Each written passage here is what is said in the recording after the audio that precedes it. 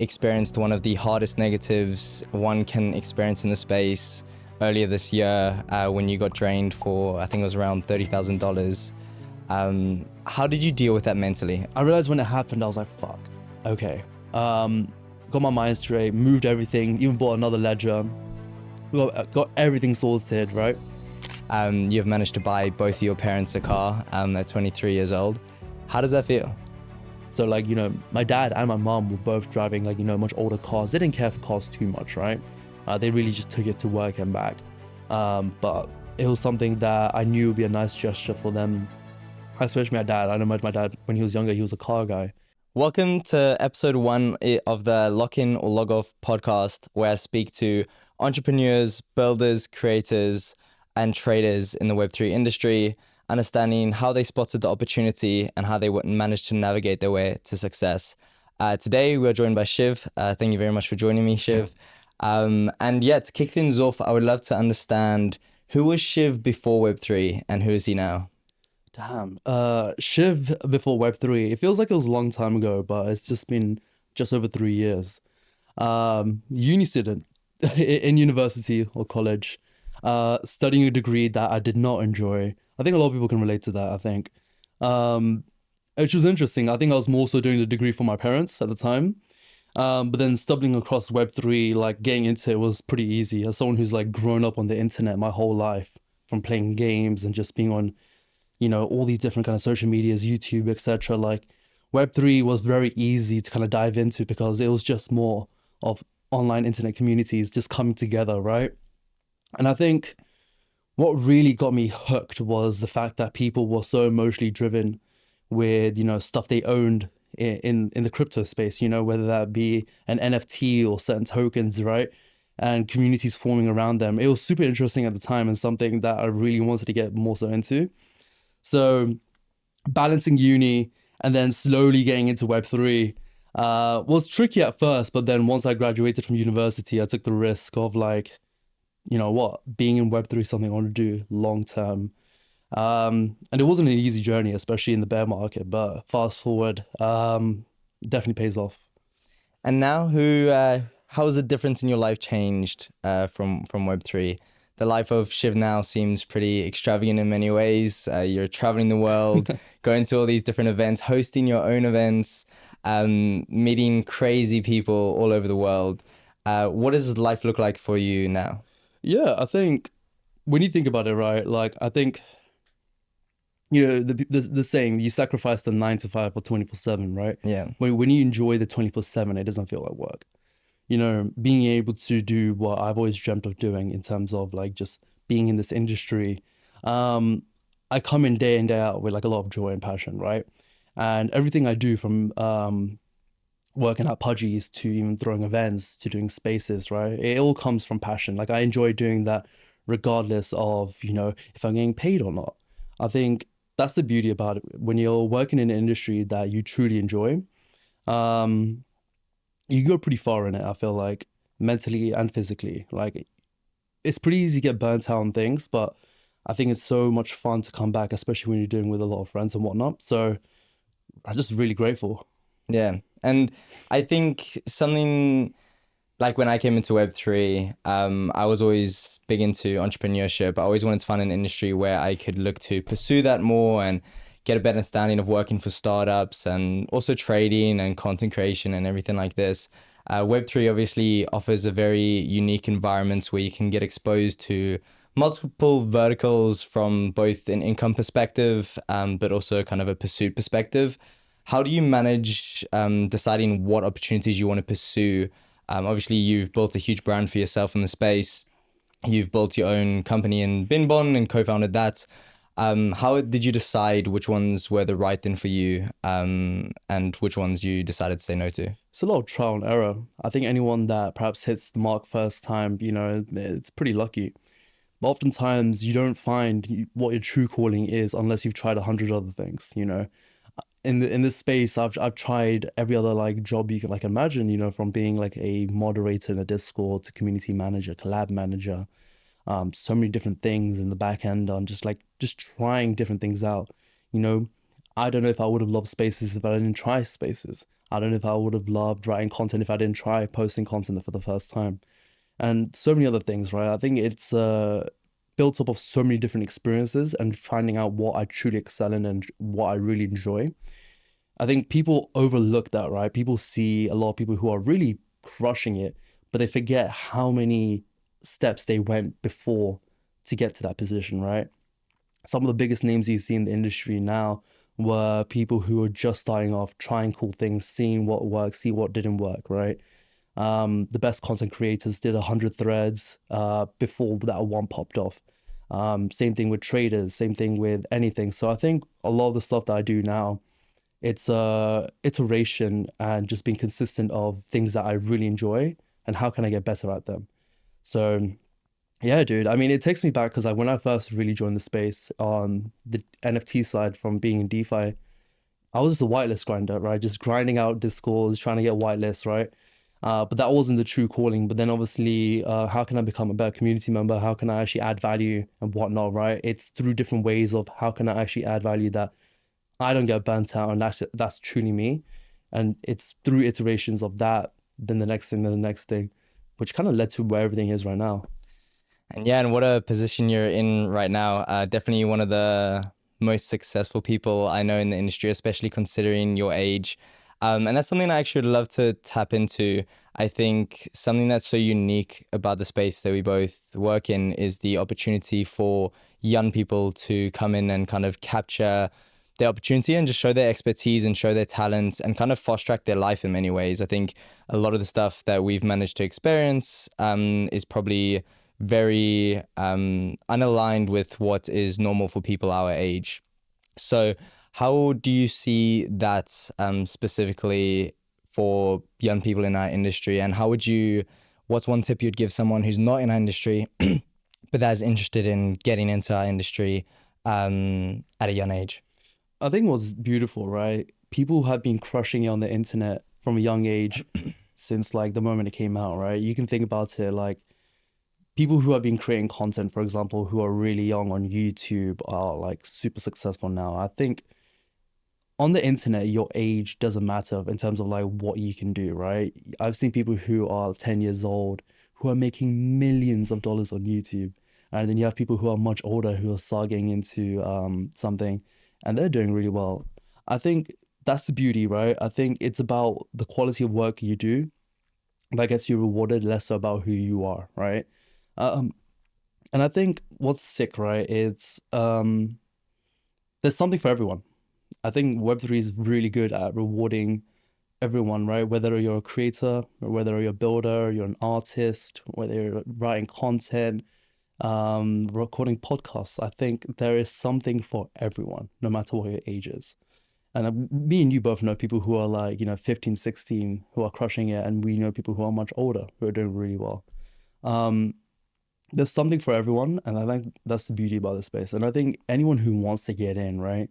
I know it might sound cliche, but it's just like, be super interested. I think when you're interested in something, right, you're naturally going to go out there and pursue it more and more, right? Always being curious about it. The people who don't succeed are the ones who think they know everything. And that complacency makes you very stagnant. In an industry that's rapidly growing, you always have to be curious. I always have to be in the mindset that I don't know anything yet. And I still need to learn more and more and more. Learn from people who are much younger than me, learn from people who are much older than me. I think it's super important to be constantly curious and it gives you that edge, right? Of being early to something or perhaps having a first mover advantage. There's so many different factors that go into it. But yeah, I think the internet's growing rapidly. Internet communities are growing quicker. Being curious, being proactive, no matter what your age is always going to be something that leads you to being successful. Yeah, I think curiosity is such an interesting thing. And I think anybody who has been successful has had that gene in them of kind of wanting to explore something new. But that being said, with Web3, there's a lot of amazing things and a lot of amazing experiences that we both had. It does have its negatives in some ways. And I think you experienced one of the hardest negatives one can experience in the space earlier this year when you got drained for, I think it was around $30,000. How did you deal with that mentally? A lot of people I know probably would have taken a break from the space, left. How did you, in that first 24 hours to a week, how did you handle it? You know what? You always hear about people getting drained. I see it on the timeline all the time. You even hear from the closest friends around you. I had a couple people close to me get drained as well, closer to that time as well. You always hear it, but you never think it's gonna be me. Um, and someone who takes serious, like, security pretty seriously, um, it happens when you're not thinking, which sounds weird, but like oftentimes when you get so used to things, right, you're not thinking, you're like signing transactions, clicking on websites without actually thinking. And more so it happens when you're kind of like thinking emotionally rather than logically. So me, like I was just trying to claim this airdrop, um, mostly thinking like, God damn, like I need to claim this, be quick with it, wherever it is, and going on a scam link, and then realizing, oh shit, um, I'm about to get drained. I remember I literally clicked on a link and signed it. I'm about to get drained, but obviously I was too slow to react about like moving things and whatnot. Yeah. So I think once it happened, it took like a few minutes to settle in. But honestly, like I know the mentality in the space. It's like shit. Like if something that happens, you do typically take a break. But I also understood that like I can let that get the best of me, or I could do something about it. Right? I can bounce back. I think you can bounce back in this industry so quick that I think you can't do that in any other industry, which is beautiful at the same time. Right? It's volatile in that sense, but I realized when it happened, I was like, fuck, okay. Got my mind straight, moved everything, even bought another ledger, got everything sorted, right? It was a silly mistake. It happened. Cool. I can move past it. And then we're in this obviously crazy cycle right now of trading meme coins and whatnot. And you got really locked in and had that edge, like I said about earlier, right? Being constantly curious, um, being kind of like ahead of the game in terms of like, capturing narratives and whatnot. Just kind of like focusing on trading and whatnot. I bounced back like within a month. But that wouldn't have happened if I didn't have the mindset of like, taking this loss on my head, but rather than, okay, I need to like really like lock in and fix up. Um, but yeah, like I mean, it's happened to quite a few people, but I've seen like some of the best comeback stories. For the people who don't let it get to them. So it's crazy to see. Yeah, and I think everyone loves a comeback story. Although, as much as it can be painful when you put the amount of money you lost into terms of modern, like a Yes. normal living, that's That's a basically yearly a wage. mortgage, a Yeah. yearly wage, which is absolutely crazy. But you came back. Your comeback story was insane. If I remember correctly, you kind of traded your way back up to six figures, which is just absolutely incredible. And I think it shows the opportunity that's, like you said, if you have the edge in the space, there's a lot of money to be made. It is very volatile, so there's that chances for it to be lost at the same time. But what were the key things that allowed you to make that comeback to six figures? Is whether it's network, whether it's the curiosity, like you say, what really helped, especially during this period? I think it was a combination of both, right? I think first of all, it was the mentality of like, I know I can get back to where I was and more. And I think that constant hunger and drive on not letting other distractions get to you was like a key factor, right? I think this space is very notorious of having a lot of distraction and a lot of fluff. So I think cutting that out for that strong period was super important. Also being the position we're in, right? I think your network is super important, right? Who you know in the space, what they know. Anything that I almost do in the space is in a collaboration with someone else, from, perhaps content to spaces, where I'm working, what I'm working on, even the events, right? It's in collaboration with my friends and other partners. So I think that network effect also helped me when it came to like obviously information, what's out there, what's the narrative, what are people looking at. And also I think experience in kind of trading, right? I think I've been trading 3+ years now. And I kind of understanding what people are looking for. And I think it's so easy to be over leveraged in this space because obviously that gambling mindset, right? Like if I put everything in, I can make bigger multiples and whatnot. But I also understood that I've been over leveraged so many times prior, and that always leads to me getting burnt out or just like losing for a loss.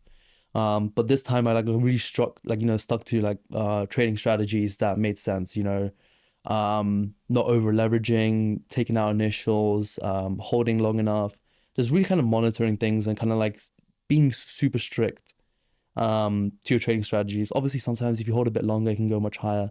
But oftentimes, I think listening to your gut instinct is the best thing you could do. And I think it was that repetition of trading, sticking to my trading strategy, sticking to it, sticking to it, sticking to it. Because, like you said, there are opportunities every single day. Every single day in this industry, people are making tens of thousands, if not millions, right? So knowing that there's going to be opportunity the next day, the next day, the next day, try and make the most out of each one, or try your best at least. It was that constant repetition that obviously led to making my stack back, but also making more. I think it's very easy, like I said earlier. I think if you cut out distractions and you stick to your core ethics, you win insanely easy. But it's very easy to throw that out the window when you're seeing on the timeline, like, damn, dude, this guy made so much more if I follow this or whatnot. Like, a lot of the stuff on the timeline is a lie, and that's a LARP. And B, you just got to cut that stuff out. I think comparing yourself to other people is always going to hinder yourself behind, right? So I think it was a lot of that, just like knowing that a lot of the stuff is fluff, stick to my core trading strategies, is what helped me a lot. Yeah, I think the timeline specifically can drive people crazy, especially emotionally. The FOMO definitely kicks in when they see these FOMO profit is a and hell of a losses. drug, yeah. It's incredibly dangerous when trading. As we know, like being emotional in your trades is one of the worst things you can look to do. But I think on the topic of, I mean, the numbers that we're throwing around are numbers that most people would not be familiar with, especially in um, traditional industries. And I think one thing that we get a skewed perspective on is how that money can change lives for people around us. You have been in a position where you have decided to, in some cases, realize some of them profits and make a bit of a difference to those around you. You have managed to buy both of your parents a car at 23 years old. How does that feel? Just before I get into that, I saw this tweet from Cyrus who tweeted out saying, in most industries outside of Web3, making a 2x over a year is a massive success. Yeah. Whereas making a 2x in Web3 in a day is an absolute horrible day. And I was like, that is so true. People are not comfortable with a mere 2x, right? You take a 2x, you call it a G, Yeah. right? Whereas like if you have to make like 1,000x's a day for that Chad status. And I'm just like, it's so easy to throw those perspectives out.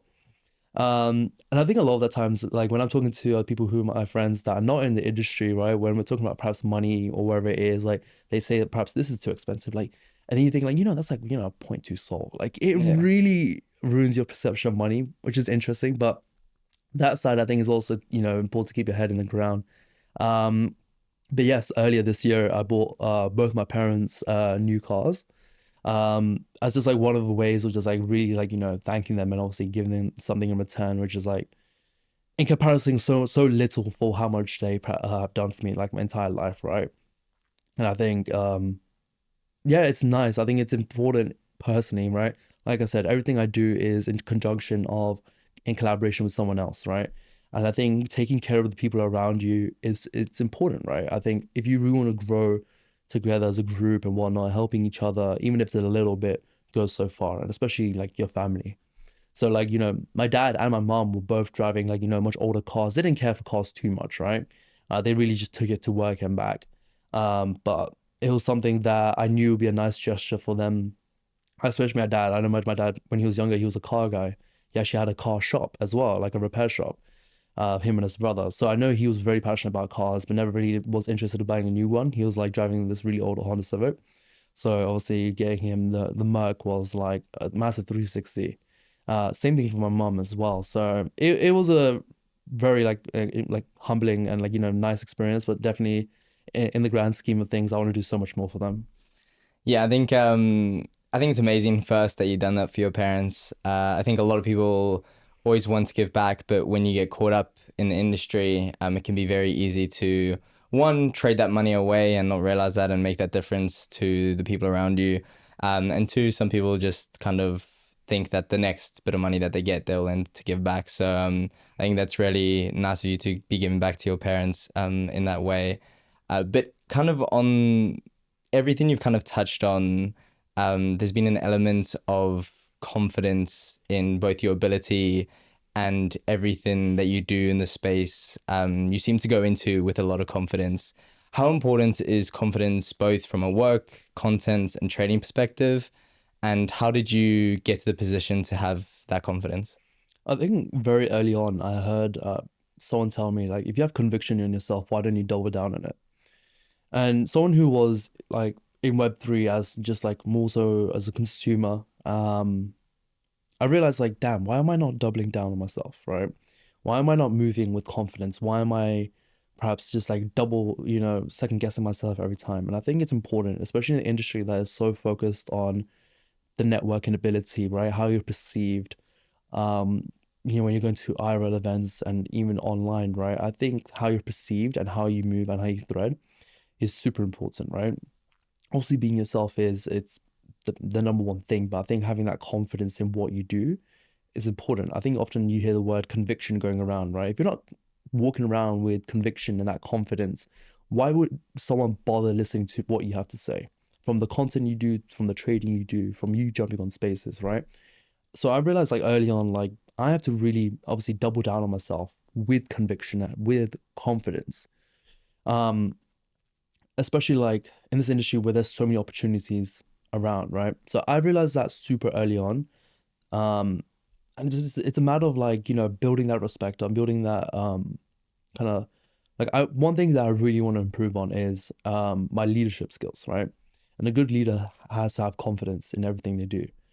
So it was just like that mindset that everything that I do, I need to do with utmost confidence. Even if I suck at it, right? If I do it with confidence, I know I can get better at it. I can get better at it. And I think most importantly, I think when it comes to trading in this space, right? I think having confidence is super important. Having that conviction in yourself is super important. Otherwise, like you're often going to yourself for losses or not be able to take those trades. Like how many times do you think back on like, damn, I wish I did that trade. I wish I held for a bit longer, like whatever it is. But you lack the confidence and the conviction to do that, right? So almost everything you do in this space requires confidence and conviction, right? Both in conjunction, to really like progress forward. On the topic of confidence, I saw something interesting from Alex Hormozy, who was very much saying that confidence is not looking in the mirror and telling yourself that you're great. Confidence is basically in the proof of the work that you've done and proving it to yourself that you have that ability. How much comes from your ability when it comes to training and content, and how much, at least initially, did you kind of have to fake it to make it in a way? It's interesting, right? I think the reason why I'm so confident is I know what I say I can do, in a sense. Like if I'm talking about something, right? If I'm talking about hosting XYZ space or even throwing some of the biggest events, I am confident that no, I can do that, right? Um, Even when it comes to content and whatnot and trading. It's interesting. I think maybe initially you have to fake it a little bit, right? But when I started off, right, it wasn't like I was boasting around and whatnot. I'm also was putting out the work and then let it speak for itself. And I think once I started doing that more and more, I gained the confidence of really like honing into it. So I'll say in this space, you see a lot of people who are keyboard warriors. That's the best way to put it, right? Who are very confident in just sitting behind the computer screen and saying outlandish stuff. But those same people will never put the work in. Confidence comes in when you know you can execute what you're talking about, right? And I think it was knowing like I can execute what I can talk about that led to the confidence of like I could do this, I could do that, knowing I've done it before and knowing I can do it again. And I think I remember when, like, for example, we're talking about events, right? I think when I did Bing Bong for the first time, I'll be honest, I wasn't confident on it. Why? I've never done it before. But you have to be confident mentally when you're talking to other people, when you're like marketing and whatever it is. Um, and I think when we got closer, I'm like, okay, like that confidence really rallied throughout people and got people happy, like excited for the event. And obviously the event was a massive success. And like, we've done 10 plus events ever since. So like I said, it goes back to what I said earlier about it's important how people perceive you. If people perceive you as a confident figure, people will follow you. Um, no matter what you do. So it's an element of both. But if I had to lean into one, have confidence in the work you can do and let that be the shining factor. Yeah, I think that's a great point. I think a lot of people sometimes kind of overscope their confidence in many ways instead of double downing on what they're really amazing at and just being really the best at that in this industry. And I think we've seen great evidence of people just niching down and just being incredibly confident in one specific amazing ability, whether that's content creation, whether that's being a great community manager, whether that's being a great trader or airdrop farmer. I think sometimes there is value in kind of doubling down on where your skills are most valuable. And on that topic, you kind of mentioned a while ago that to not throw money at stuff that you do not understand. What did you mean by that specifically in the industry? Like I said, on the timeline, it's so easy to follow the masses, like what other people are doing, right? It takes a few people to obviously put out a message or like, get something pretty hyped, right? And it's so easy to FOMO into that. Like this industry we're in, right? A part of it is very degen and gambling mindset, right? Knowing if I perhaps potentially throw my money at this thing that is gaining traction and a lot of noise, I can make a quick return out of it. And I think that's how we've all done that, right? We've all thrown stupid amount of money at things we don't understand, trying to get like a return out of it. But oftentimes your exit liquidity, 99% of the time, your exit liquidity. The people who are pushing that out there, the reason why they're doing it is so they can get more people to buy in, pump their bags, and obviously they can exit. So I think notoriously, I think what we saw earlier this year is a lot of successful TGEs. And what that led to is a lot more potential TGE rounds opening up to almost everyone, right? And what the caveat to that was like, it's great that these rounds are opening up to everyone, but they're opening up to people who are not those investors or don't even know where to begin or what certain terms means or whatnot, right? Just to fill up bags of other people, and obviously just like they all dump, right? So it's very easy to invest things to like that you're not confident in or you don't know just simply because you're following what someone else says, and it's never going to work out. And I think this goes back to what I said earlier, right? If you're constantly curious, right, and you're confident in that, you'll go out there and you'll do the research and you'll look into it yourself and like realize like, is this worth putting my money into, or am I just being a sheep in the herd and just following? So I thought I'd put that out there because like I think me and you have seen like so many people have been burnt because they over leverage by investing into things they don't understand, and that money is essentially gone. Yeah. Yeah, I think something I've learnt the lesson through myself, going into areas that I wasn't familiar with. I think there is great to have curiosity in new areas in Web3 because that, like you said, evolves so much, and that's often where the opportunity lies. Is where if you can be a first move advantage and you can just keep your curiosity at a high level, but there is also a level of understanding where your best knowledge and where you're best investing your money. And sometimes it's having a small amount of money to kind of go and experiment with in new areas, whether that's if you're mainly in gaming and you go invest in a lot of meme coins, or you're mainly in meme coins and want to go into any of these other kind of potential investments. So I think, yeah, I think it's just important to keep the majority of your liquidity and not, yeah, like you say, not chase the timeline half the time, because there is just a lot of noise on there. But kind of to, before we close off, what is one piece of advice you'd give to someone that's already in the Web3 industry? And what's one piece of advice you'd give to someone who is curious about the Web3 industry, but doesn't know how to get started? I think the piece of advice I'll give to people who are still in this industry is what I think I've been saying throughout this whole space is constantly be curious, right? I think the people who obviously were at the pinnacle of the NFT cycle, 2021 and 2022, who remained complacent are, the word's not irrelevant, but they are not around today, right? They're not in this industry because they don't know what's happening. They don't even know where to fit in or what to do. And those people who came much later, but had that very hungry mindset of like, I want to learn as much as possible, constantly be curious, constantly be learning, are crushing it. They have such an edge, right? Because they're just ahead of the game. They're constantly hungry for more and more and learning more and not being complacent.